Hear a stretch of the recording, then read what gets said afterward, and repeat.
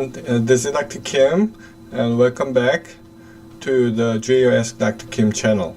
It's been a long time again, and I came back with very short and simple case today.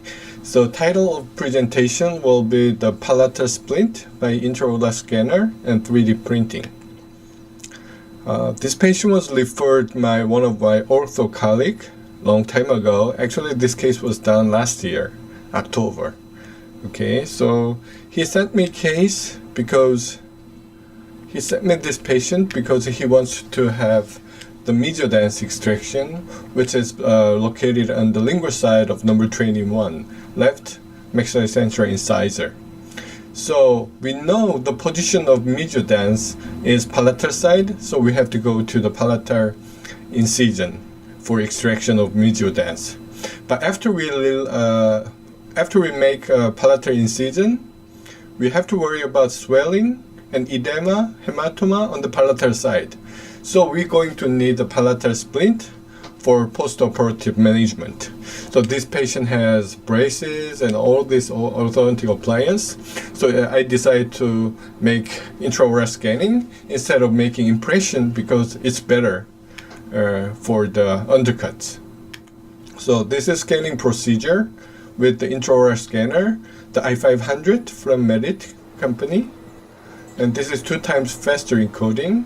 And I don't need to focus on the buccal side. I only need to scan on the lingual side, palatal side, which is needed for the palatal splint.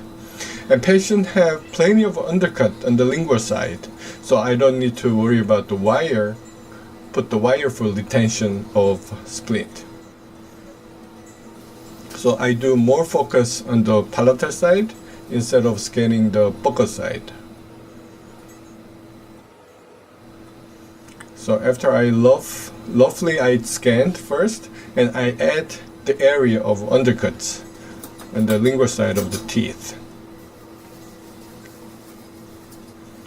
So after I scan this data, I sent to my lab technician, and he designed and printed the splint. So this is actual picture and the scanned image.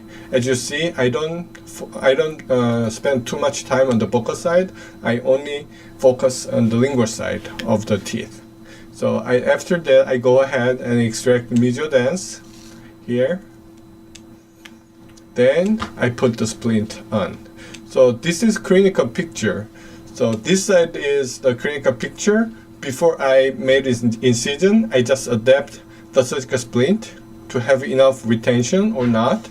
Then after the mesiodense extraction, I put the surgical stent on the palatal side. So 4 days later, I remove the palatal splint, and a week later, I remove the stitches. Okay, how do you like it? It's too simple, isn't it?